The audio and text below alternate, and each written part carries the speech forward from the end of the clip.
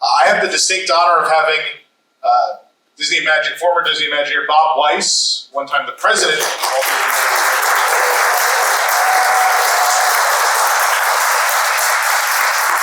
with me today. It's an honor, not something I ever thought I'd get to do, interview you. I'm very excited. Thanks for being here. Oh, well, it's my honor to be with all of you and with you, Tom. And don't feel that way at all, because I'm so happy that to be here in your beautiful studio, to be with Walt Disney World tonight, and really, I honestly thank you, Tom, and your entire team, because you cared enough to bring an incredible group of people back together again. Both people who love the project and a really great family of people who did the project. And we're all just so thankful that you motivated bringing us all together. So thanks. It really is something. When we had the phone call, though, I told you I think your team was a bit of a pyramid scheme. Because every time I called one of you, two more were added to the list. Well, they're probably still coming, so get ready. I actually did get texted about a late edition yesterday, so I'll tell you a quick story just to set that up, if you don't mind. Yeah, go for it. Which was, as we were, how many have been to the Disney Hollywood Studios? Any of you? Okay. I think all of them. Okay, good. How many were there in the opening year? Anyone go opening year? Opening year? Okay, right. Oh, wow. It was a very fast project, Tom. It was conceived and developed very quickly, and the team worked really hard, small team, close team. And when you're at any company, including Disney Imagineering, there's management movement in and out, and Disney was a very dynamic place at that time.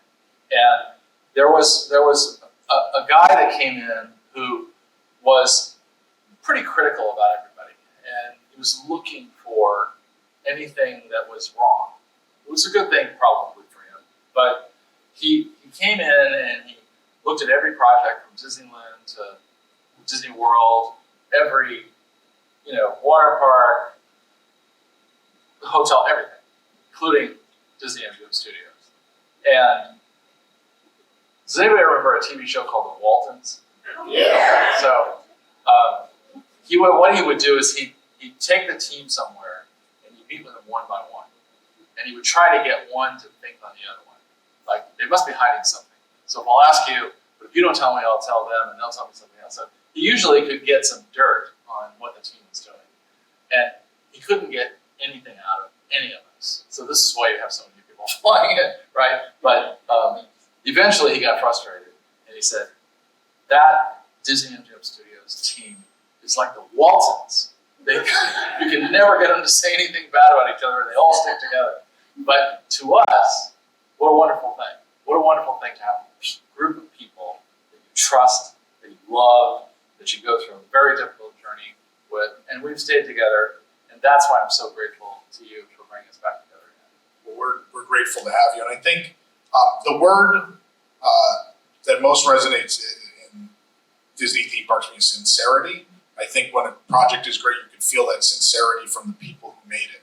And so, having a lifetime of loving this park, I think it was so heartwarming to see how much the people that made the park loved working with each other and building it. And I think it makes the park even that much more special. I think for many of us, it's going to make the park more special over the next 3 days.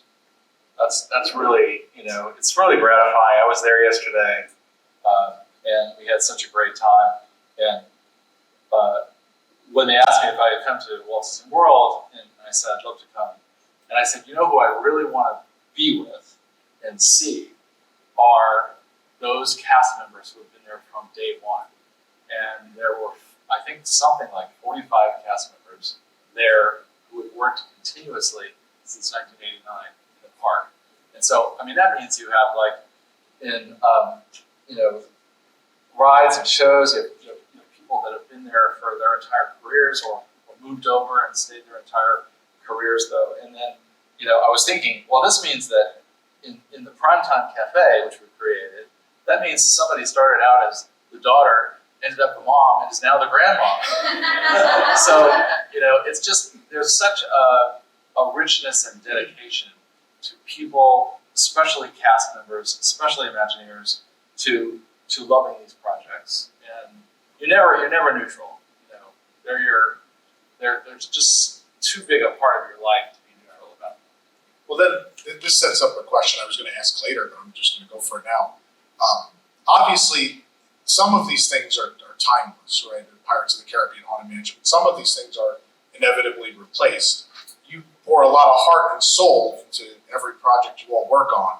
How hard is that moment when the time comes that something is going to be removed or replaced? How is it? Is it like losing a child? Is it a little part of you going away? Like, what is that like? I think that it's what your expectation is. So I was also the leader many couple decades later of the Shanghai Disneyland Park. If any of you have been there or seen it, and there we were building a Disneyland. We were trying to do a classic Disneyland updated for another generation, and you have a different expectation there than this team had when we built the studio tour. I think our expectation studio tour was movies and TV shows and actors and actresses. They move through time pretty quickly, right? And even though you have classics, it's a very dynamic world. And so I think my personal expectation, I think I can speak for the whole team, was that almost anything we were going to do was going to turn over. In fact, we thought it was going to turn over at a faster rate than it did. Yeah. So I've never felt that there was a permanence necessary. That doesn't mean I don't feel like we were talking about the Great Movie Ride with some people last night, and we all have a lot of heart for the Great Movie Ride. I don't know if anyone here has that heart for the Great Movie Ride, but we all felt really strongly that it was a great ride, and it was one of those breakthrough rides that really brought the cast into the experience. And so there's a melancholy to say, okay, we're going to replace the Great Movie Ride, but there's also Walt Disney kept saying, we keep moving forward, right? So there's a recognition that maybe in this park, more than any other park, there is more moving forward. And so I've always been gratified by it, and we also do as much as we can to respect the history of the park, and you've been a huge contributor to that. We respect the history of the parks, respect the attractions. For me, having been really closely in the design of Hollywood Boulevard and Sunset and the Chinese Theater, and there's sort of parts of the park that I feel really should be the way they are for a very long term, and then there's a lot of things that I'm very happy that we've had a dynamic attitude towards. Absolutely. So let's go back in time. Let's go way back. Way back. To how you got. How did you get to Walt Disney Imagineering or what? How did I get to Imagineering? Yeah. Now you're way back. Now I have to. I've gone as far back. I can remember this. I just can't remember what I had for lunch today. But I do remember I was studying architecture, and I wasn't very serious about architecture. I was really serious about theater, and so I was getting a degree in architecture, but I was spending most of my time in the theater department, and they were at opposite ends of the campus, and I had to walk like up the hill and down the hill to get to different classes in different places, and I really had not decided, or really, I don't recommend this to any of your kids or grandkids. I really didn't have a plan when I was a senior what I was going to do, and I happened to be walking back to the architecture department, and there was a job fair going on, and I looked around, and it was mostly, I would say, architecture companies that build high-rises or things like that, and I just didn't have any interest. Even though I wanted to get the job, I didn't really have any interest in any of them. And there was this table for Wed Enterprises, and literally, I just walked up, and I found out they were about Disney, and I was dressed in clothes with paint on them from the theater department. I ran back to my locker. I had a half-done portfolio. I shoved the stuff into plastic sleeves, and this is before you could put it on a QR code. And I took it to them, and she said, "Your combination of theater and architecture is perfect for us. Your skills are perfect for us. You should come to work here." And I was like, "I'm done. That's my job. That's my job."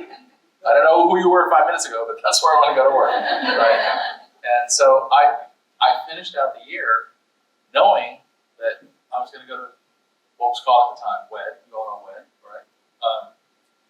And then I got a letter in the mail, and I thought, oh, these are my instructions, like where I park or where I go, whatever. And I open up this envelope, and I see the WED thing, and I start reading, and it says, "We're sorry, your skills are not a match for our company." I didn't even know who the hell these people were 6 months ago.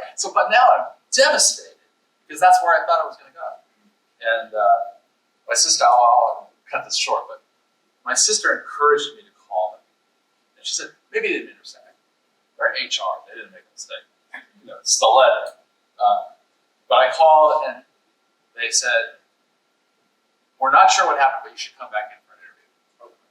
And so I came back in, and I actually got offered 2 roles, and I took one of them. And so the whole thing feels accidental.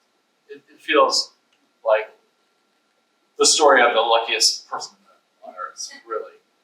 Because I could have given up then. I could have just said, "Okay, I gotta go find something else."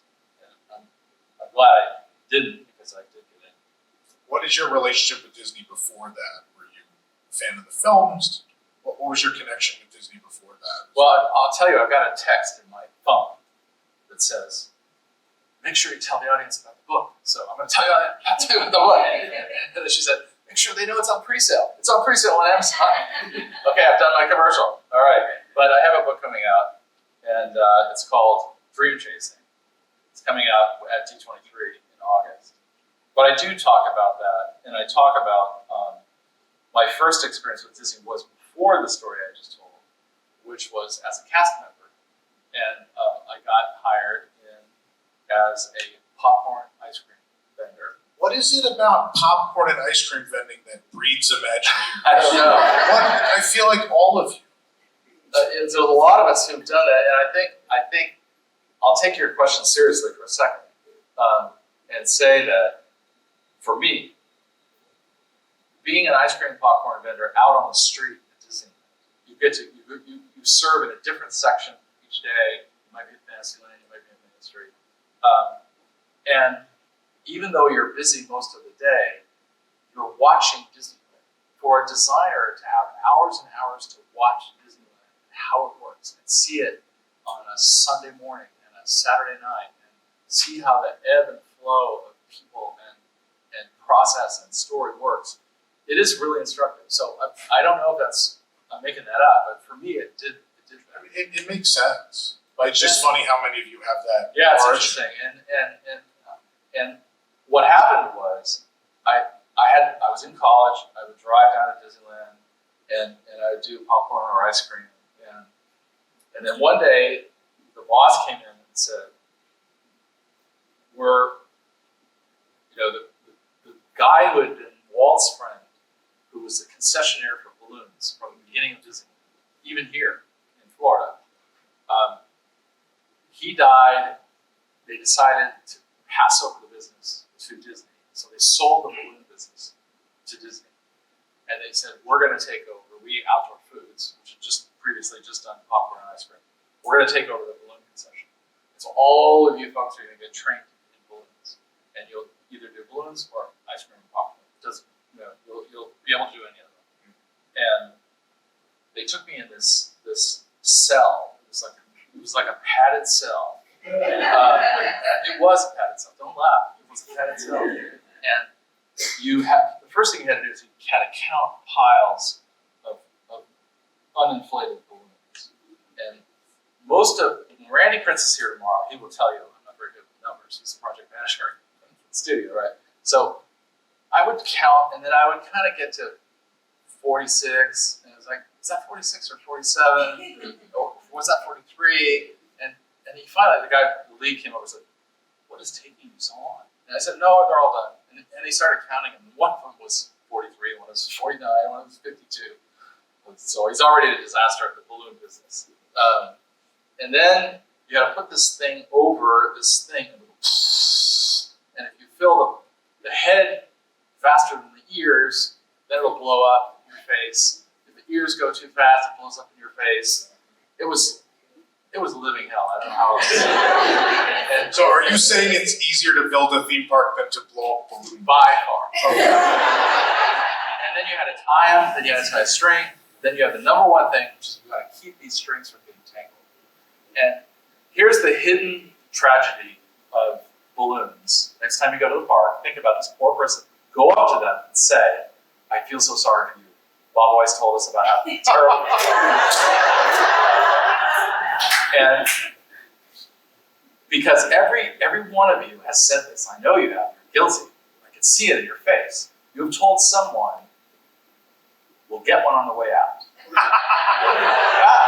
Right?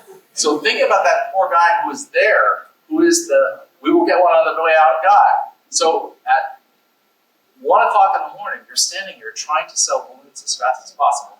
The strings are tangled, and you look up, they're all flying away. They're flying away. And you got an apron with a bunch of quarters in it. So after this first day, I went back to my boss the next day, and I said, "I can never do balloons again. It's too stressful. I can't do it." And he said, "If you're going to be in outdoor foods, you got to do balloons." That was my last day. I thought that was my last day at Disney. Wow. Because I quit that day. But I didn't know I was going to spend 35 years at Disney. But I was sure this not in balloon balloons. thing. I'm sure this balloon thing was going to follow me around forever. But I did okay. They have a tendency to do that. They're on string. Yeah. Anyway. It's harder now because people need to take Instagram photos with Please their balloons. please take care of your balloon. Tip your balloon people. They're severely stressed out. So going back to WED, you arrive. What happens? It's just going to take forever. You're going way back too soon. So I was Sorry, I want to know everything. I'll go quicker. I was very lucky that there was most of WED was working on Epcot, and I thought Epcot was incredibly impressive. But I had a person who took me over, and they said, "This is the first Disneyland that we're going to build outside the United States," and it was Tokyo Disneyland. And I just thought, it seems like everybody's on Epcot, and Tokyo is a mystery to most Americans in 1980, and so I opted to go there. And it was a very small team. We were kind of the renegades outside the main part of WED, but within a year and a half, I had moved to Tokyo. I was living in a foreign country, working on the first Disney park outside the United States. So I think the influence to me for my career really was influenced by the fact that Disney speaks an international language, and that you could be in a completely foreign culture to us, and still communicate optimism, fantasy, story, all that stuff to a whole new culture. In fact, one of the cultures that by far has been most accepting, most energetic about Disney at the time. So it was a great experience. Plus, I was in the B team. The A team was on Epcot. Not B from a skill point of view, but we were smaller. We didn't have as much support. We had to kind of fight to get support because we didn't have it. And so it sort of influenced my career of how do you get stuff done when you just don't have unlimited resources. We didn't have those. Because Disney originally did not even want to do the project. Because for those of you who don't know, it's not owned and operated by the Walt Disney Company. Right. Frank Stanek, who was my boss and hired me, who's still a wonderful, sharp, amazing guy. He and a guy named Ron Kao pushed through the Tokyo deal. And, Card Walker had served in World War II on an aircraft carrier. And he wasn't on the carrier, but he was on break when his carrier was hit by a kamikaze pilot. Multiples of his friends were killed on the carrier. So Card had two issues, I think, and nobody nobody knows really what was in Card's head, but he had two issues. One was he was you know, a veteran of World War II in the Pacific. Two was the entire company's fortune was bet on Epcot. You have to remember, at that time, there was Disneyland, Magic Kingdom, very small film company, very small television company. So he bet the whole store on Walt's last dream. So he was very hesitant to have anything that would distract the company from the success of Epcot. And eventually he waited until a deal came along that basically said, you can copy the Magic Kingdom here, and we will almost do nothing. We'll give you the drawings, the contractors in Japan will have to figure out how to get it built. We'll send you a small team over there. You have to pay for everything, and you have to pay us a royalty and that kind of thing. So he eventually got the deal he wanted because he was hesitant. And I think it's ended up to be an incredibly lucrative arrangement for Disney, but it also pushed Disney from the standpoint of being an international ambassador to a whole new audience that just loves Disney. And it's been the relationship between Imagineering and Oriental Land Company is so close. We're such great, collaborators. It ended up to be great. And that was my beginning of my career. So where does that take you from there? So I came back from Tokyo, and for any of you that I know you all do big projects, you have when you finish something big, where it's a theater show or something, you feel a little lost. What am I going to do next? And we all felt pretty lost, especially since we had been out of the country. Nobody really knew us anymore. Everybody was kind of felt like we were celebrating Epcot, and we were this little team that came back. And it was a dark day. Those were, if you've seen the Imagineering documentary, those were dark days for Imagineering, because Epcot had been very expensive to produce, and there were a lot of layoffs, and it was a tough time. And we all went through, some rough road, did little projects and things like that, but there wasn't much motivation to move forward on anything. There was a renovation of Fantasyland and Disneyland. There were a few things, but there wasn't much. And then suddenly, we got a message to be on the patio at 4 o'clock or whatever, and the patio of the main building. And we went out there, and they said, "You're going to meet the new chairman of Disney." And we had no idea. It was as much a surprise to us as it was to any of you that Michael Eisner and Frank Wells were coming in from the outside, from 2 outside studios, Fox and Paramount. And we're all like, "What's our future? Are they going to just tell us to pack it up and get out of here?" Or we didn't really know at the time. And within 5 minutes of them talking, we realized we were in a new world.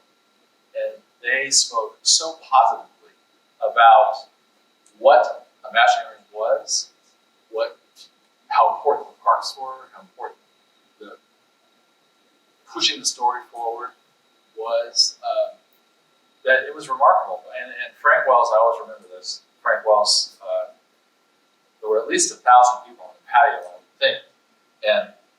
And Frank Wells, who was just such a wonderful guy, he said, "I'm not going to leave until I've shaken every one of your hands." And he did. He stayed there, I think, until 7 o'clock or 8 o'clock, something like that, shook everybody's hand. But suddenly, Imagineering felt valued again. Like in my career, you probably never felt that way, like that. And so, just there was a wave of creative thinking, new ideas. Captain EO at Disneyland, George Lucas at Disneyland, new things for Epcot, new things. And Marty Sklar, my boss, and I'm writing a book about Marty. It's not out yet, but I'm writing a book about Marty, who I know you all know. But Marty collected a giant archive of material, which we're basing this new book on. But Marty was really busy because he had this sort of new, very demanding boss who was like, "What do you think about this?" And Marty would say, "Well, we'll do some thought about it, and then we'll have a meeting about it." He said, "How about tomorrow?" It was just like, it was churning so fast. And so all of a sudden people are working on, Disneyland, and they're working on Captain EO, and they're working on Star Tours. It's hard to describe it. It was just a wave of work. And Michael came back from a trip to Epcot, and he said, we have the energy business, we have the transportation business, we have the food business. Why don't we have the entertainment business at Epcot? Everybody kind of, I guess, looked at him like, that seems like a stupid idea. But he was very serious about it. And I will honest, this is almost like me running into the web people at college. Because I think Marty turned to me and he said, what are you doing? And I'm like, I've just been helping with the brainstorming on that and brainstorming that. And Marty said, like, okay, go figure out this idea Michael has for an entertainment film. Just like that. It's like, go, because everybody else was busy. We were all so busy. And so we had a few meetings and we had brainstormings. And at that time, you probably, if you got a week, probably luxury between the first question and when Michael was going to ask for an answer.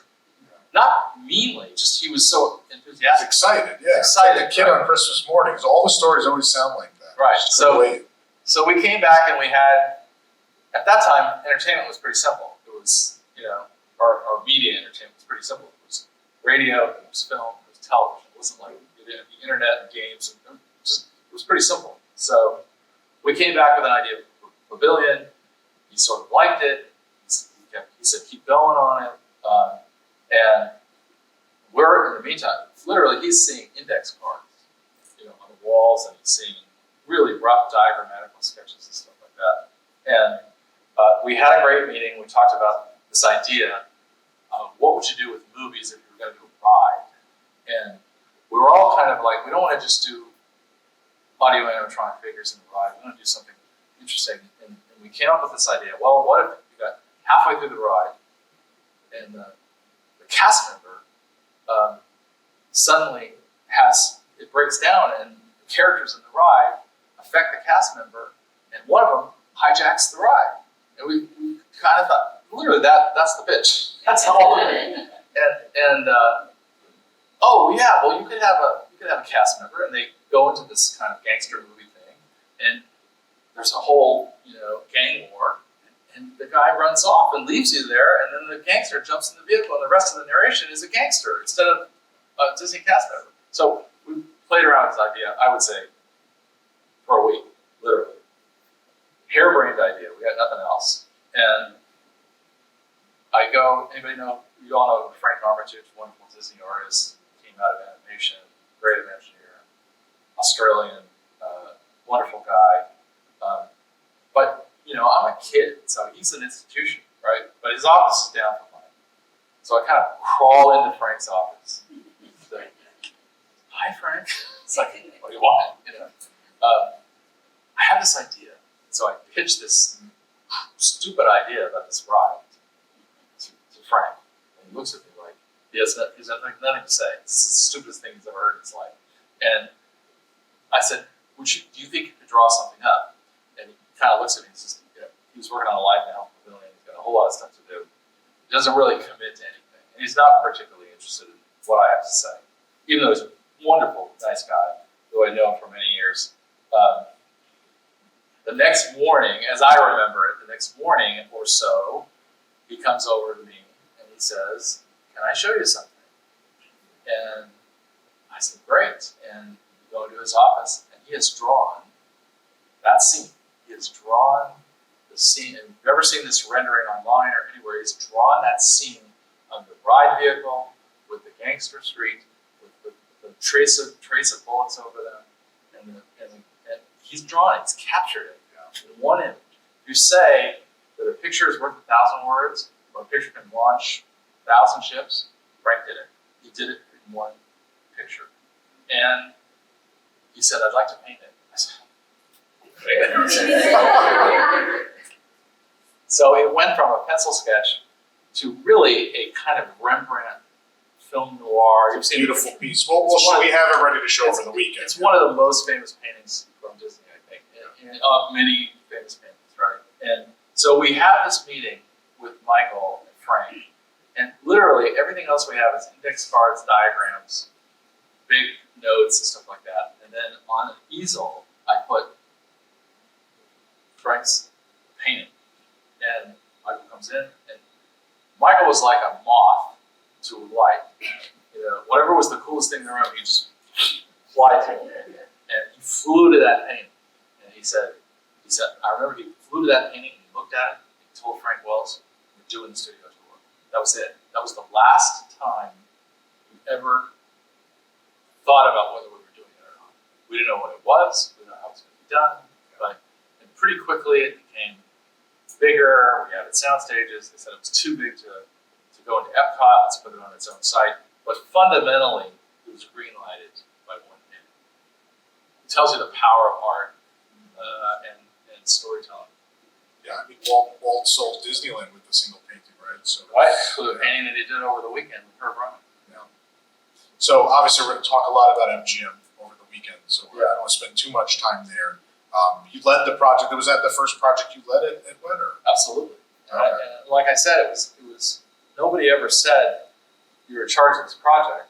It was very evolutionary, and Michael didn't know who was who. So whoever was kind of pitching was he began to trust, and so I was lucky. So what is that a lot of I assume that's a lot of pressure, but what is that like to go from working with people on projects, suddenly the weight is on your shoulders, you're the lead, and it's not just a pavilion and a ride, it's now a park. You're now suddenly leading the charge on an entire park. Yeah, I think, and Randy will tell you when we're together tomorrow that you suddenly have, you're accelerating on a creative idea that is undefined, and you're trying to mold it and figure out what it is. And at the same time, the company is thinking about doing it. And so you have to start trying to figure out how much is this thing going to cost, how many buildings are there, how many attractions are there. We brought in Randy Prince, who started to help define the scope of the strategy.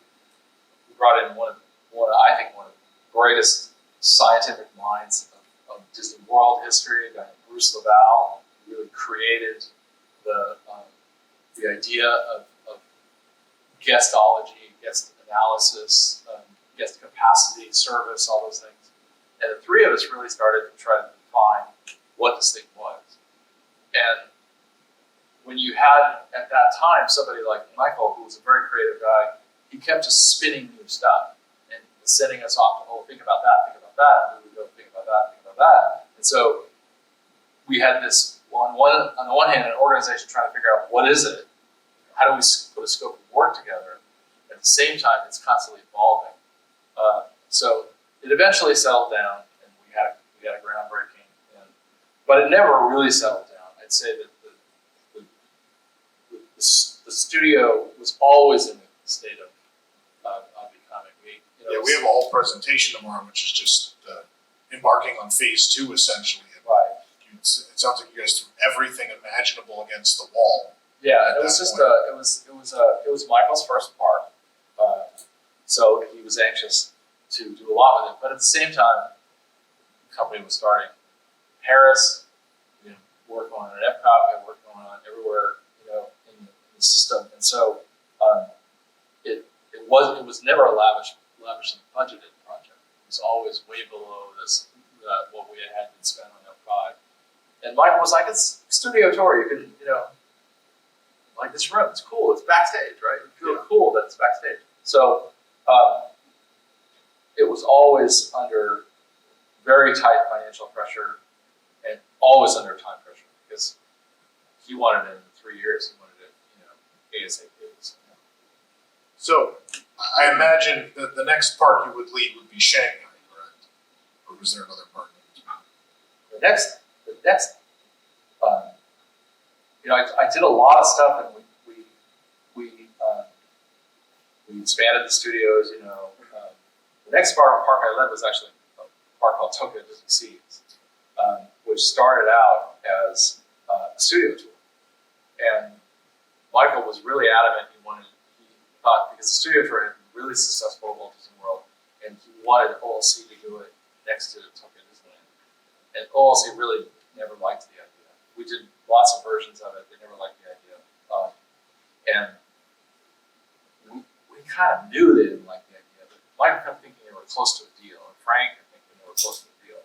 And we did a big presentation in Tokyo, and I was there with Frank Wells, and Frank says, I think we're really close. And I said, we're not, Frank. They hate it. I said, they hate it. Because I had been in Japan more than Frank had been. I said, they hate it. Said, they don't hate it, they love it. They're about ready to sign. I said, why don't you go, Takahashi-san is the founder of Oriental Company. Why don't you have a private meeting with him? Because I don't think he wants to embarrass us in front of his team and our team. So why don't you just go have a private meeting with him? He said, okay, he took the challenge. So why don't we do it privately? How do you feel about the project?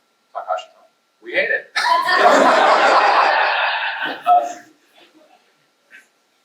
Finally admitted it. They just didn't think the film business was that interesting to them for their core audience. So we flew back, tail between our legs. Project's on hold, told the whole team, project's on hold. And Michael's upset, everybody's upset. And a little team kind of held back of our studio tour Tokyo team. And we all got together and we said, we're just not going to let it die here. And we worked the weekend. If my memory serves, we worked the weekend, maybe a couple other days. And the idea of Tokyo Disney Seas came out of 4 or 5 days of conceptualization. And I went and I had these images that we had, this idea of Tokyo Disney Seas. And I hung out in the Gold Coast, which is where Marty's office was. That's where Michael and Frank would always come in. And I said, can I talk to you for a second? It's always, if you say a second, then you got like 10 minutes, right? So you can stretch it out. And I went in, and I had Marty and Michael and Frank, and I had this little deck, and I said, what if this, what if that, what if that, what if that? And they said, let's go to Tokyo and sell it. And that's the way Tokyo Disney started. And it was sort of a recovery, it was a refusal to give up, which is what, I think great artistic, creative teams just refuse to give up. Right? So that was the next one. I mean, so MGM, Florida was a huge success, so I understand they tried to build in Europe, they wanted to do one in Japan. Yeah, we were expanding this one, and they were convinced that we should do Japan, which we ended up doing Tokyo Disney Seas instead. We did the Tower of Terror at that time. We did Muppets at that time, and then we did a version for Paris. But when Paris opened, they just said, look, let's just focus on the first gate and the resort, and make all those things work. And so that was put on hold, on ice for a long time, until later. Eventually, a version of it got built. The one we did was different. But so then I had been in and out of the company. You asked me what I worked on next. The one thing that is in my book, and I think it's the first time anyone has written about it, is, did you ever hear about a project called Disney's America? Anybody? It was a very interesting period of time, something we all believed in, Michael really believed in it, and it didn't go forward, obviously. But I did a big history on Disney's America, kind of what went wrong, what went right. But that was a great part. And then the project that if you jump ahead, I got a call when I was on the outside, but I had left and I was running an outside consultant company, and they said, would you like to come in and work on a project? And I said, I don't know, I'm kind of okay. kind of got Disney out of my blood for a little while, I'm okay. They said, well, it's in Australia, it's Sydney. I said, oh, well, got me. I said, oh, Australia. And so I came in and we worked in Sydney and developed a project for Sydney, Australia. And they were going to go ahead with it. And they said, okay, you're going to have to come back because you can't not be an employee to do a park. So you're going to come back. I came back and I was going to start this project in Australia. I was so excited about going to Sydney. And I had my first meeting with Bob Iger. And he says, this is great. I love this project. I can put my sailboat there in Sydney Harbor. I love Sydney. Looks great. And then he looks at everybody and he says, but we're not going to Sydney. The company's future's in China, not in Australia.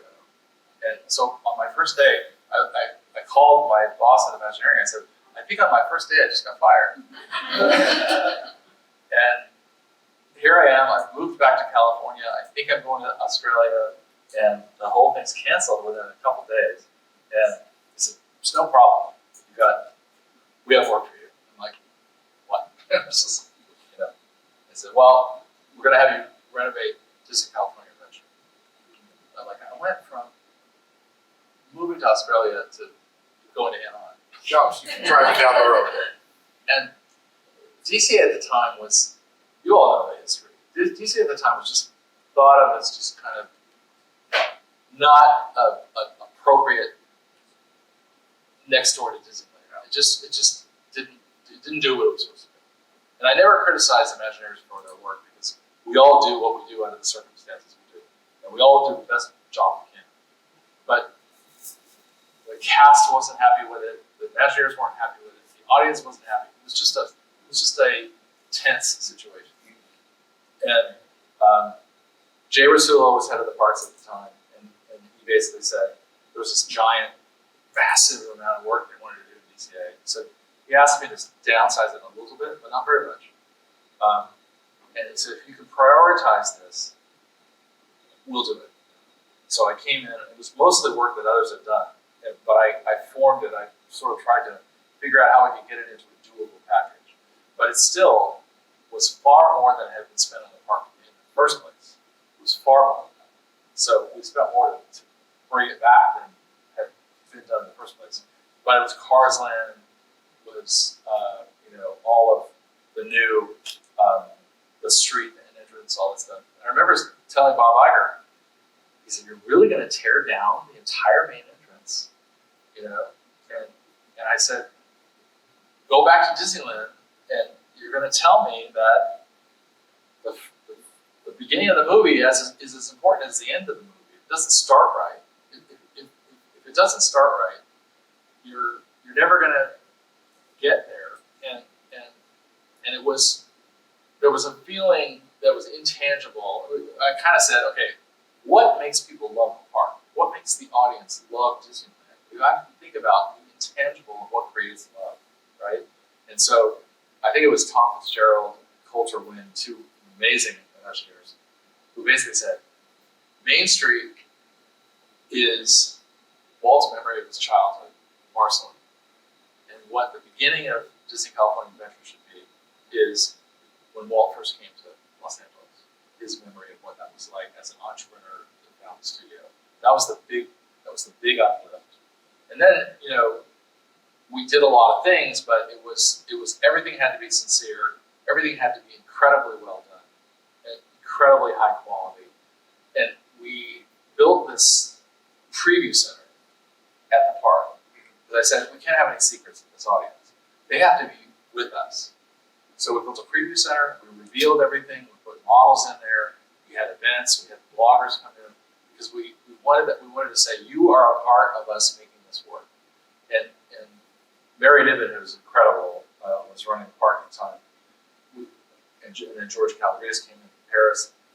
We all got together and we said, this is an expansion of California, but it's really a campaign for the hearts of this audience. And when we finally, a lot of people think Cars Land is the thing that turned it around. I think World of Color turned it around. Because once World of Color was there, it suddenly had a heart. And it had this sense that we were doing the right thing. And also, it was the first time that Disney California Adventure had any audience at night. The magic, the dining, all that stuff. And so World of Color, I think, set the stage. And then everything else all the way up to Cars Land, everything that's happened since then, is what turned it around. Yeah, and I think it's true, the guest excitement, right? Because you're the preview center, but then that quick succession of things opening. It was kind of a relentless pace. We just kept after it. And those exhibits kept changing every couple of months. And I remember standing on that patio, and you could look out at Cars Land from the patio of the cellar. Yes. And you see the steel frame rising. That was just a really exciting. And the audience went with us, and the cast. It was really important to engage the cast too. So whenever we whenever we did something, we took the big Mickey wheel that was previously a Sun wheel. It wasn't connected to Disney in any way. We turned it into a Mickey wheel with lighting and all that. And the first thing we always did is at 6 in the morning, we brought the cast out. The cast was always the first people to ride. And then the cast would talk to the guests. And the cast felt better. And then the things like the Mickey wheel or Silly Symphony Swings, exactly the same ride. But now it had Disney characters associated with it, and a Disney experience and music and all that stuff. And the ratings went way higher. And so it was really something that communicated to us that you never take that for granted. You never take for granted what the love that people have for what we do. So you complete, again, another wildly successful project. The park completely transformed. It was a tough one, but it was very successful. And the trajectory of that park. It's tough to renovate a park in place. That kind of set a framework, though, right? Because from that point on, the company, there were several parks after that where it's like, well, we can successfully rejuvenate a lot of a park at once. It sort of became a framework. Yeah, it became the framework for Paris, which is going on right now. And it's Bob Iger said he said he learned that it's a lot harder to put things in later than it is to put them in the front. And so that yielded a great experience when we started Shanghai, because Shanghai started almost as a slightly bigger park than Hong Kong. And by the time we got through the concept phase, this was Bob's park. This was Bob's Disneyland, right? So it wasn't that it had to get bigger and more lavish, although it did get quite a bit bigger, but that he realized that you had to, if you're going to go to a big country like China, you've got to put yourself on the cultural map. You've got to say Disney is the best thing there. And now I think we're really happy that we did that, because now the acceptance of Shanghai Disneyland is way up there with Tokyo Disneyland. But you had to go in pretty strong, and so those things are really important. We are in a business of creating audiences that love places, right? And that we can't take that for granted. I always use the example of a park bench, and I've heard this story, I don't know personally, but I've heard it many times, that it went out to Disneyland one night and moved a park bench because it was in the way of a parade or something. And people wrote in and said, you can't move that park bench because it's our park bench. Yeah. And my grandparents got engaged on that, on that park bench. We always joke, like the speed ramp at the end of the Pirates, sometimes the peg leg wears out, and we'll joke like, oh, we took our Christmas picture with the speed ramp. That's exactly right. So there is a side of Disney which is stewardship. You are here, the audience is the one that owns it. And we are here not to just do what the audience wants or what the guest wants, but we have to respect the fact that they have ownership over these places. And you have to fulfill the responsibility of that stewardship. And so, as Marty would always say, and he always quoted Walt as saying, we always have to move forward. They're not museums. We always have to move forward. But we always have to respect what was done in the past. Absolutely. So you built a park under the leadership of Michael Eisner. You built a park under the leadership of Bob Iger. What are the differences between the two? What is it like to build a park for both of those individuals? I will add Chapek in there. Okay. I will because there was quite a significant period where I had two Bobs as bosses. You were in the middle of that. I actually got the folks to make me a name tag that I still have since the other Bob. And I got used to the fact that if anybody said Bob, don't look. This is not going to be you. It's going to be one of the other two. But in defense of Chapek, not that I have to defend him, in defense of Chapek, I will tell you all that most of what you are seeing now, from Fantasy Springs in Tokyo to many things that we're doing now that are coming out now, those were approved under Chapek, and they were approved with very large budgets and very high quality. And what I will say about Bob is that Bob is a tremendous belief in the Disney characters and franchises, tremendous belief in Frozen and Zootopia, and in the fact that if you do great things in the parks with the great stories of Disney, you will be successful. And Bob Iger clearly had the same, first had that same message. So I think Bob, who I have tremendous, can't say enough respect for, and I owe a lot to because he let me do Shanghai, right? That's where I really got to know him. And we spent about a year together designing Shanghai. And he came over every few weeks, literally every few weeks.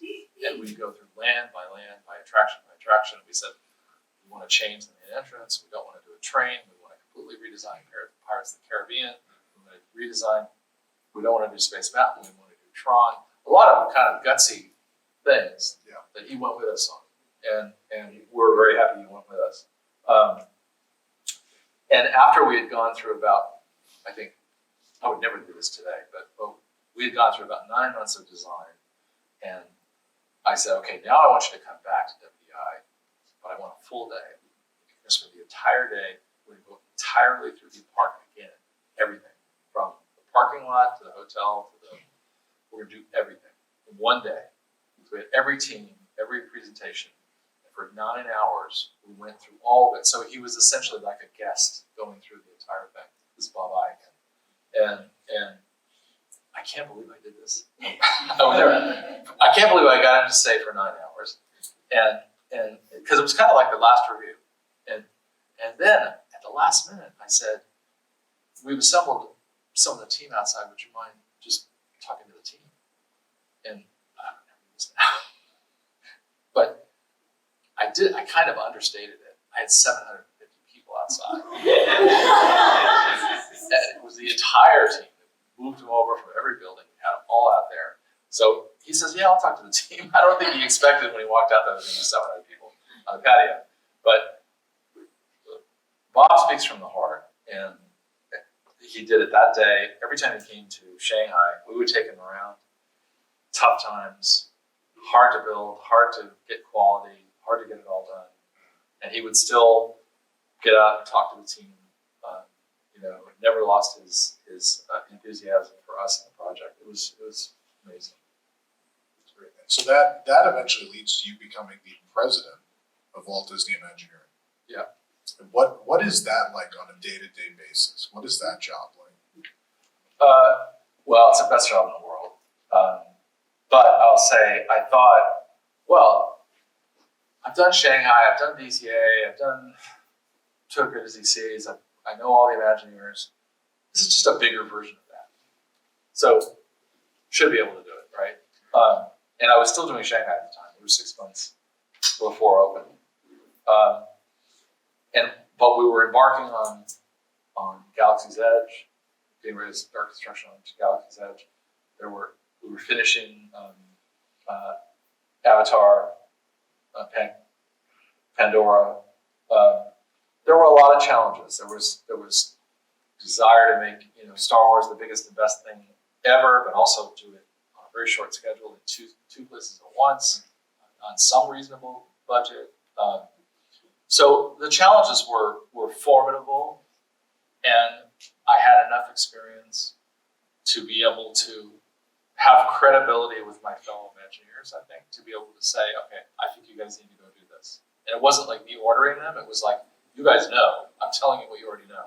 You gotta go do this. So I think I had this false sense of security that you know how to do this. If you had to do that person's job, you probably do it, but you don't. You tell that person what they need to do, and they'll go do it. And we had success. We got Galaxy's Edge in the box. We got Avatar open.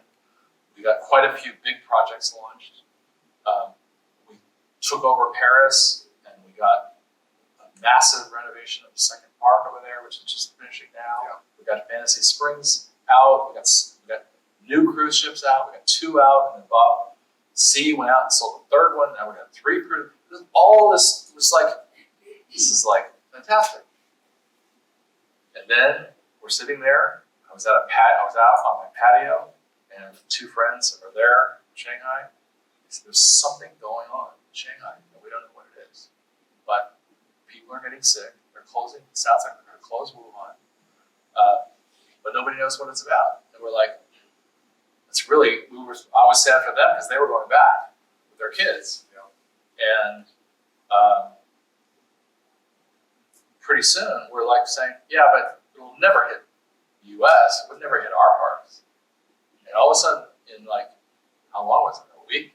Every park in the system closes. Everything closes. Every basketball game, every football game, every park, every shop, everything is closed within a 2-week period, probably. So I'm now president of Imagineering during COVID. And every one of our parks all those beautiful projects I just told you that we launched, they're all on hold. Every one of them.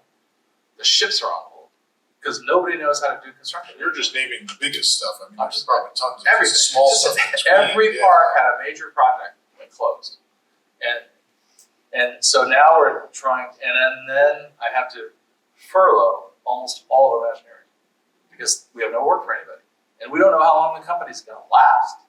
Literally. So we inked it back. We inched our way back. We figured out, okay, you can do construction. If you take everybody's temperature before they get everybody's masked, you can only have, where you might have had 20 people in this room working, you can only have 7 people in this working. So you're going to extend the schedules, to renegotiate every contractor deal because it's going to cost them so much more to build everything. But little by little, every project that we planned came back. Everything that we planned in that period came back slowly. So I ended up saying, okay, Imagineering is not like doing 5 projects the size of what I've done before. It's doing what you never thought you'd have to do, and having some preparation for what you never thought you'd have to do, and having enough sort of trust in the people, in the process, in innovation. Imagineering worked incredibly closely with the parks, with the whole organization, Disney World, to restage entertainment, restage just about everything in the parks to get them back open again. So that's the kind of thing, that's what I remember most about being head of Imagineering was I didn't know that was coming, and we still overcame it. I think, we talk about we're going to talk about a lot of memories this weekend, great movie ride, all these things that mean so much to all of us. I think for me personally, though, that reopening day at Disney World was still, I think that will be the greatest memory of my life because it was unbelievable how much had been done and how much thought was put into everything. And, the joy came back immediately. Absolutely. And the most emotional, if you're an Imagineer, most emotional moment you have, really, I think for all of us, is that moment when you've been working on a project and you go down, especially a gate, you go down, Shanghai, we went down to you stand at the main entrance and you watch the first guests run in. You're not supposed to run, but you still watch them run. And it's euphoria. You've worked so hard, you spent 7 years of your life, and here they are, they're just people who came in, right? And they don't know where they are, they just go, right? One of the most exciting moments of my life, the opening of Shanghai. But what exceeded that, which is exactly what you're saying, is I'm sitting at home watching a Zoom screen and we're watching it reopen. It still gets me. Because we didn't know. And it reopened and all those people floated back in again. And they're all in masks and you could see the smile. But you could feel it was going to come back. We're quickly running out of time, and I know we want to. You guys are going to be bored, and it's time for a bathroom break. But I want to mention the book. What can you tell us about the book? I have 2 books coming out. I have 2 books coming out. They're all out for pre-sale. Bob Weis 1S on Amazon. Now the first book is I feel so privileged to be able to write it. It's about my journey through Imagineering, and it's Disney Editions. Wendy Lapcon, who has been doing books for Disney since back a couple decades ago, since back when she originally worked on Birnbaum books, and she does all the Disney Parks books. And it's really my it was my stream of consciousness from the beginning to the end. But what I was trying to say, and I tried to say a little with you tonight, is none of these things follow a linear path. They turn left and then they turn right, they get put on hold. All of a sudden you have a journey you didn't know you were going to have.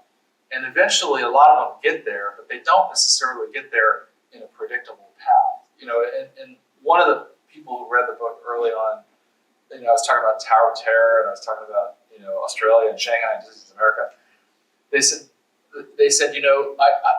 down here we get the attraction and we start marketing it, but we don't think that you guys have been doing it for 5 years before that, and we don't know what journey you've gone on to try to get it there and how much passion. I talked to Simon Sinek about it. He wrote a piece for the back of the cover. He said it's about how do you have a vision and refuse to let anything stop you. You have to adapt, but you refuse to let it not happen. And you have a whole team that has to work together to make it happen. That's really what the book is about. So it was actually Disney Editions that came up with the title, which is Dream Chasing, which is just happen. You can have a dream, but unless you're willing to chase it long and hard, it won't happen. The second book, which I wrote during COVID, I don't know how I wrote anything during COVID, but I did. It sounds like you were very busy. It was my relief, I guess, is I grew up loving the Haunted Mansion. Anybody love the Haunted Mansion here? Okay. I love Haunted Mansion, but I love dogs, and I love ghost stories.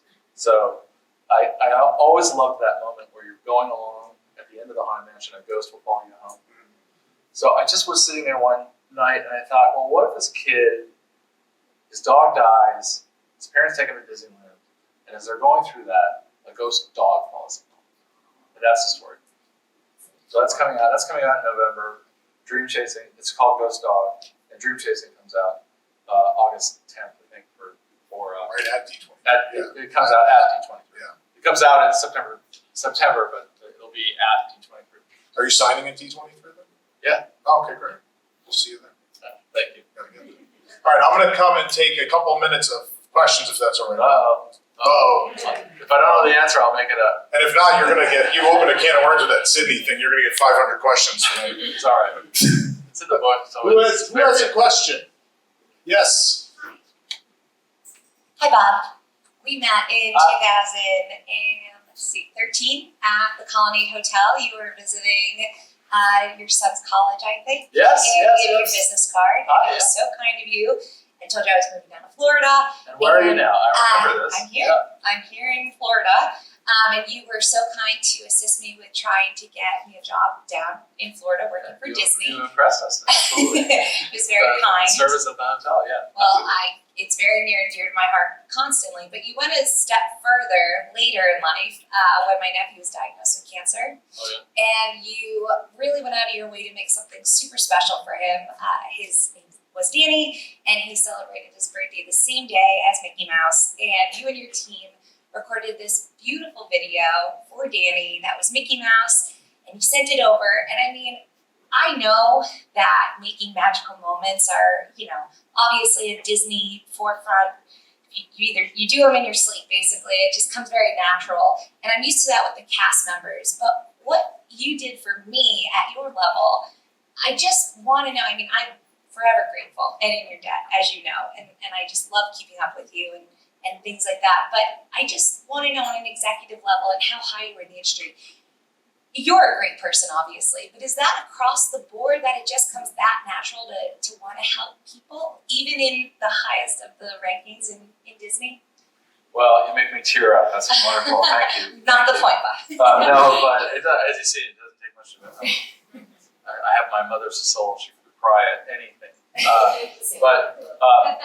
But I will tell you, one of the big things that I learned from Marty Sklar, who was mentor and was in charge of Imagineering for 50 years, was appreciation of people and response to, and it's hard because if you are, just because you're in a position there, you may be the person that someone will write. I mean, we met personally with the family, but you may get a lot of mail from people, and it's I think it's important to try to answer it all, and it might just be somebody saying, my son has a lot of great ideas and draws really well. What career should he go in? Or my daughter loves this or whatever.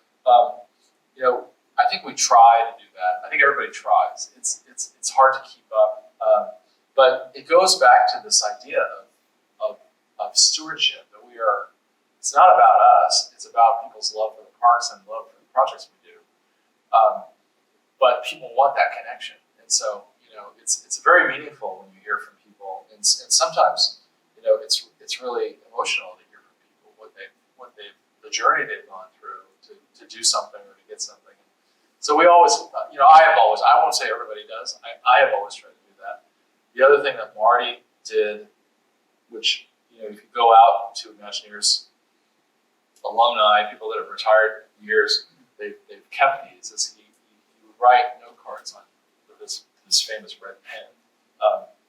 And if you got one of these, it could be like you screwed up something, or it could be congratulations. Most of them were congratulations. So like I remember when Star Wars Galaxy's Edge I reached the sort of peak when Galaxy's Edge opened, because I had been printing cards and writing a note to every cast, or to every Imagineer, and some cast members too. And I think we sat down on an assembly line, and I sent 800 cards for Galaxy's Edge people between Anaheim and here. But we said, I kept saying, this is the difference. And then you'd hear from a cast member or from an Imagineer that they had this hanging on their wall of their office for years or something. So I think those things are meaningful, especially in the days of email, because when you get something that is signed from somebody or handwritten, it's different. And during the depths of COVID, I remember we actually had, I mentioned Simon Sinek, who I really respect.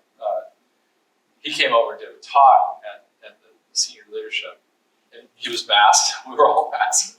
He did this talk, and he said, just write somebody a note. Don't email them. Write them a note or call them. And so after he said that, I started cold calling people. And when you're in usually in a senior leadership position in a company, everything is set up for you. The call is a Zoom call, and it's at 4:15. It's and it's so boring. Life is so boring. It's all programmed, right? And I literally started calling people on their phones. And they'd say, "Bob, why are you calling me? And you have a phone, right?" And it shocked people. But we've become, I think, this is one of my missions. We've become too programmed. I think, once in a while, when I write a thank you note, you can't always, sometimes I send some people an email. I try to mail thank you notes. It's a weird thing, people get them in the mail. But I think we should all think about that and how meaningful it is to open an envelope. I'm old fashioned. Anyone else? Oh, I see a hand way back here in the mezzanine. That's an impossible question. Could we all put hands together for Tom and Walt?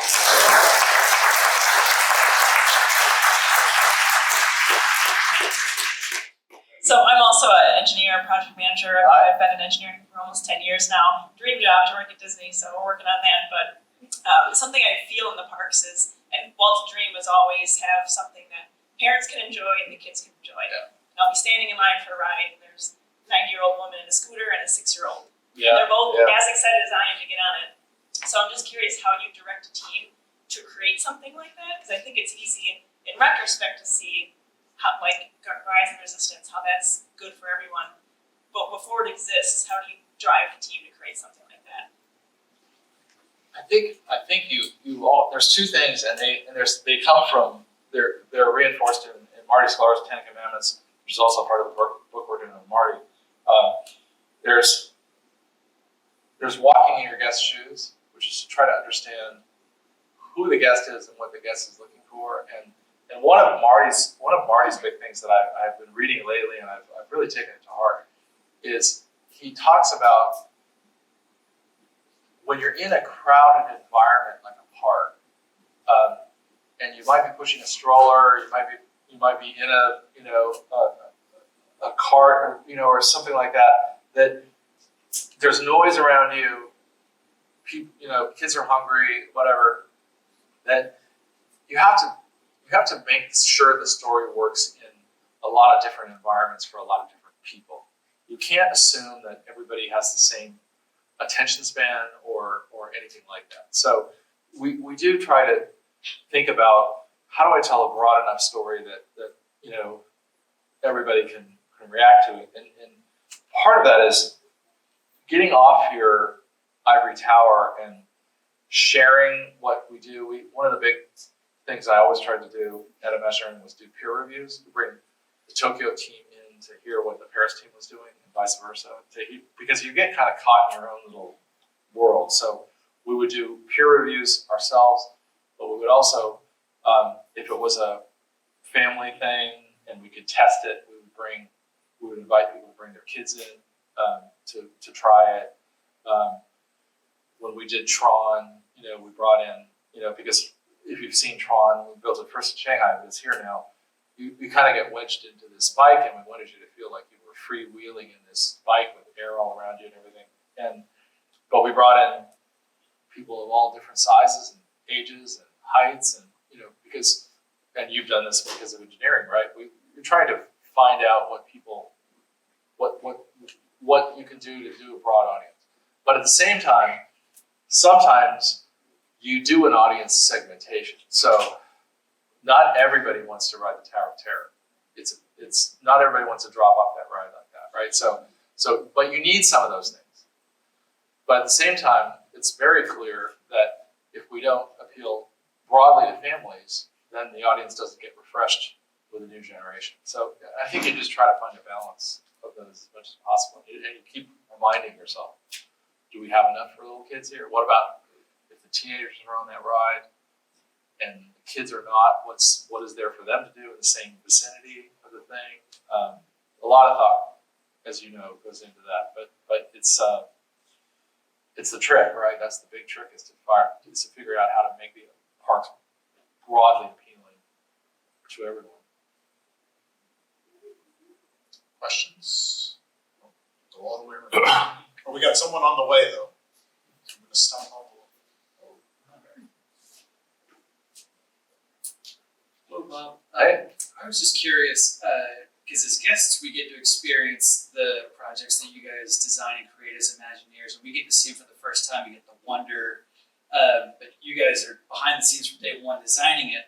So I wonder, are there projects that you have experienced from outside of Walt Disney Imagineering that you weren't a part of the creation process for, that ever give you a sense of wonder that we sometimes get from your projects? Like, do you have any examples of things that you've seen from elsewhere in the world that someone's put together and you go, my goodness? I think it's critical both for it's you learn a lot from other Imagineers too, because you don't work on all projects. You learn tremendously from what other Imagineers, colleagues are doing, what other park colleagues, whether at Universal or Warner's or Knott's Berry Farm, or I grew up in Southern California, so I grew up loving Knott's Berry Farm, and I still love that park, and so I think not only do you learn a lot, but it's critical for people who want to be in this kind of immersive entertainment business to go out and see other things, and not just see theme parks, to go to museums. I've dragged my kids to Picasso shows and the Louvre, and it's Joe Rohde says in this new Marty book that I interviewed him on.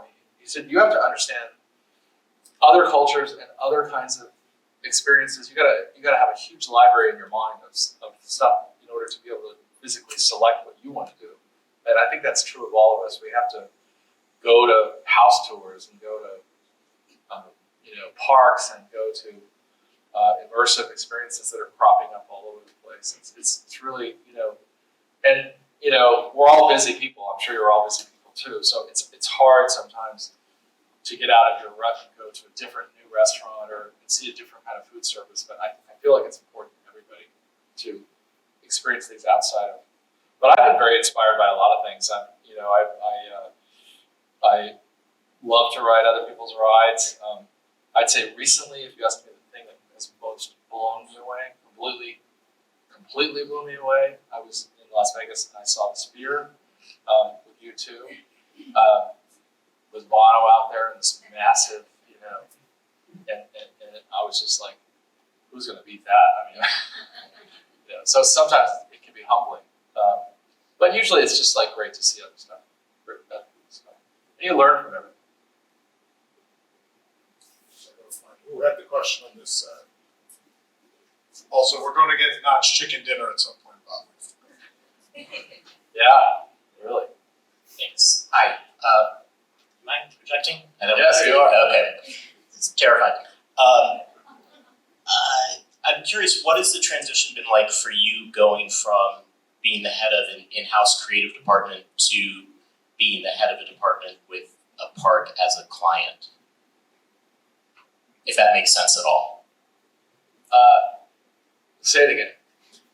So you were the head of Imagineering. Yes. So in-house at. Oh, so You you know, mean so- being in the role I'm in against her now? Exactly. where I'm Yeah. working with What is it like to have a park as a client instead? Yeah, what's your name? I'm sorry. Jeff. Jeff. What you're referring to, Jeff, is I retired from Disney and then I took 4 days off. And but it was the plan. I had known, if you don't know Gensler, it's the world's largest design company. Has about 7,000 designers across the world and 54 offices. And people say, well, why did you do that for leaving Imagineering? And it's something that I wanted to do because, again, I had been in-house at Imagineering for many years. I kind of felt like was ready to wrap up my Disney career, and I wanted to write, and I wanted to do some other things.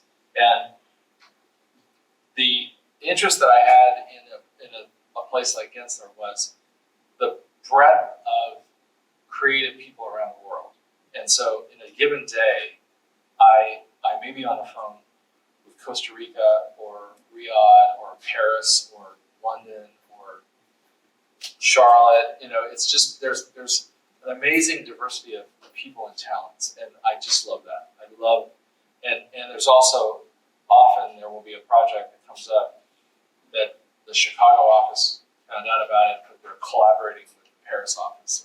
So I just love the international collaboration of that. It's kind of like working in the UN. It's just really interesting to me. And then on the client side, you have a lot of constituencies within Disney. Well, ultimately, we're all Disney, right? We're all sort of linked by a common company, and that's a very fulfilling, wonderful thing. But now I'm in a situation where I deal with Apple, and I deal with Netflix, and I deal with Airbnb and Starbucks and Hilton, and it's really interesting to me just for a short period, kind of in a gap between retiring pretty much full time to write. It's a really interesting thing to get that breadth of experience.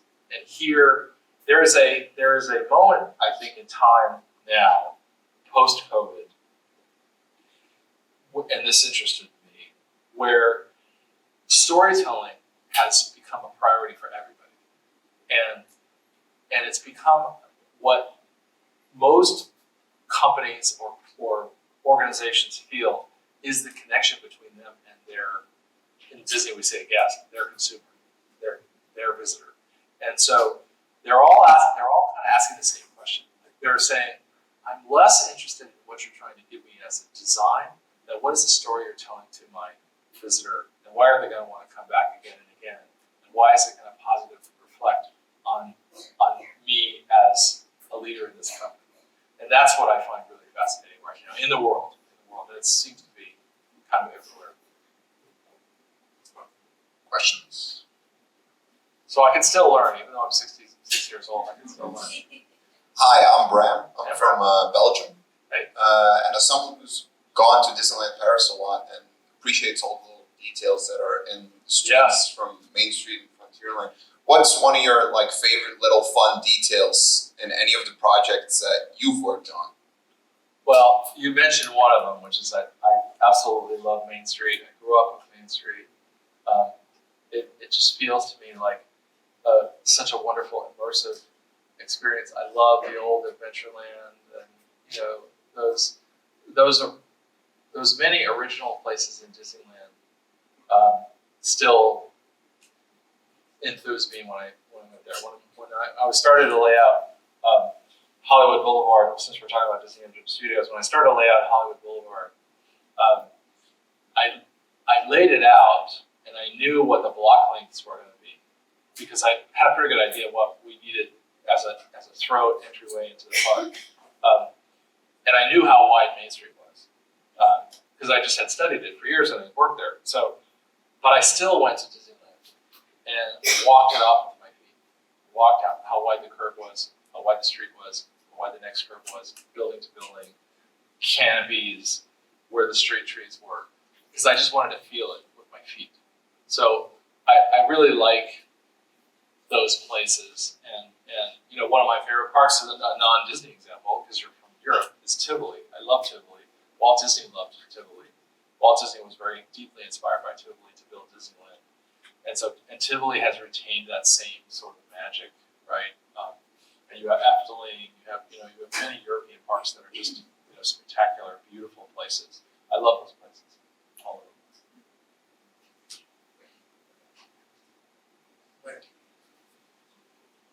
So speaking of how you collaborate with others in the business and you enjoy going to other places, I just texted a friend of mine and I said, hey, guess what? I'm currently in a room with another Bob W. who is also in charge of building a studios park. So Bob Ward told me to tell you. Oh, Bob Ward, I love Bob Ward. And that's what's fun about this. When we were building a studio and then Universal went ahead with theirs and we were kind of neck and neck, it was Bob Ward and me. And we were like, we never even met each other. We were set up to be arch enemies. And now we're like, great friends, and I love seeing Bob. And I'll tell you that the Theme Park Entertainment Association, the TEA, for any of you that know it, has done a lot to make it's made us, instead of a bunch of people in companies, to a bunch of colleagues across the world. And if you're interested in the park business at all, or in parks' future, careers or whatever, TA has done a great job of unifying us, and it's really through the TA that I met a lot of the folks that I may not have met otherwise because we were all different companies. Moving to the other side. I'll squeeze through. Don't worry. Keep your hands up, because I'll forget. Good afternoon. This is, I guess, a part two of a question that was asked earlier. So for a lot of us, maybe we don't work in the theme park industry, we work in different types of businesses. And just curious how you would advise us to go about innovation and creativity. What lessons or advice would you give us if we're looking at the same problem for the last 10 years and trying to figure out a very different way of doing something? Yeah, I think that innovative thinking is we've talked a lot about this related to our post-COVID business because I think we've all become too addicted to Zoom, and I don't actually mean it as a joke. I mean that the great thing about Zoom is that you can reach anybody. So it doesn't. If you're in Paris, Asia, we can figure out a way to all meet, and we don't have to wait 3 weeks to fly everybody together and all that stuff. It's great from that standpoint. But just running into somebody and saying, hey, I thought about you yesterday and I had this idea. That's what, when I think Bob Iger, recently said everybody has to come back at least 4 days a week. Other companies have done the same thing, and I'm very connected to this because of Gensler, is there is a chemistry of people working together that is really critical. I think we are human beings 30,000 years of human history says we like to see each other, we like to laugh, we like to, talk to each other physically. And so the word I ended up focusing on is serendipity. What is the thing that you didn't think was going to happen? And that's the other reason why I just call people on the phone, is that they don't expect your call. And so I say, I was thinking I would try to set up a meeting with you and talk. Well, let's just talk about it now. And they used to talk about Imagineering as being a hallway culture, because the big storyboards that we use for artwork and stuff, they're so big you can't put them in your office, so you run them down the hallway. And so somebody else walks up and says, oh, that's interesting. What if you did this instead of that? It's a kind of an open platform. So I think for companies that aren't used to that kind of creative collaboration, I think one of the things you can do is say, put everybody in a room, and we're going to do a charrette, which means a kind of an intensive brainstorming session. And the only rule we're going to have is you can't say no. You can't say it doesn't work. You have to come into the room and maybe you might want to bring in some people that you don't normally talk to. So there you've got some crazy people in there. And you just say, the only thing that's bad about this room is it's going to be said, but it doesn't mean it's going to get done. So don't say no. Don't say, oh, we tried that 10 years ago. We never were able to do that. Just leave yourself open to the possibilities. And a lot of what, one of the big things I love doing at Imagineering is we would often take requests from outside organizations. So we did a charrette. If you don't know the meaning of charrette, it's a French term that means an intensive group of people in a room. We did it for the Mayo Clinic. What does Imagineering know about Mayo Clinic? Well, they had a wonderful charrette with them. We had them with National Geographic before it was part of Disney. We had them with Smithsonian. We've had them with the United Nations, parts of the United Nations, where all we did was make them more confident that they could think outside their own box. So I think it takes work, but I think you can try to figure out how to let people let their guard down and just say, we're going to take 2 days and we're going to not talk about what's wrong with this. We're going to talk about what the big possibilities are. It's hard. I don't say it's not hard, but that is the trick to it, is to sort of get everybody thinking creatively outside the box. People say, like, I always try to do charrettes without a conference table, for instance. I just try to put chairs in the room. People put like bean bags. You can go too far. Bean bags. There was a guy I worked with who loved to do charrettes, and he had little plastic brains, and he'd throw brains at people, and it was like too much. But take people over to the Marriott, get a casual room, have people talk about their dreams, just try to get people to think outside the box. It's hard, but it can be done. Time for one last question. I wanted to ask you, if you had the ability to relive an attraction that is now defunct or not in the parks anymore, what would that be and why? Oh boy. I feel like we're ending on a nerdy one. I kind of have the answer, I think. No, you're wrong about that. Are you answering the question or am I? I don't think anyone's my nerdy answer is I want a lot. I'll give you. Can I have two? But one is I one time rode flying saucers at Disneyland, and we went to Disneyland once a year, and I rode it once, and I thought it was the most incredible thing on earth. And the next year we came, it was gone. So that was the end of my life as a joyful person. So then mom was like, "Let's try again." Yeah, but there's another one like that, which was Inner Space by Monsanto at Disneyland, where you shrink down in size. Do I dare enter the molecule? I missed that too. How excited were you about flying tires then? The flying tires when that was happening. How excited were you about that? Yeah, well, it was flying. Sometimes you don't think critically enough because you believe in something too much. And the original flying tires, which was based on me trying to bring back my childhood experience of those flying saucers. It just didn't really work. And sometimes this kind of goes back to your question about how do you get your company to think creatively. Is in there we just kept trying to make it work, and it always got to about 60%. And at some point you've spent so much, you know it's probably not right, and there should be a point where you can say it doesn't matter how much I spend, it doesn't matter, it's not going to work right. And those are the things you want to watch for. They're hard decisions. Thank you all. Well, ladies and gentlemen, thank you, Bob. Bob Weis, ladies and gentlemen. Don't worry, he'll be here tonight and tomorrow. Thank you very much. Thanks a lot, everybody.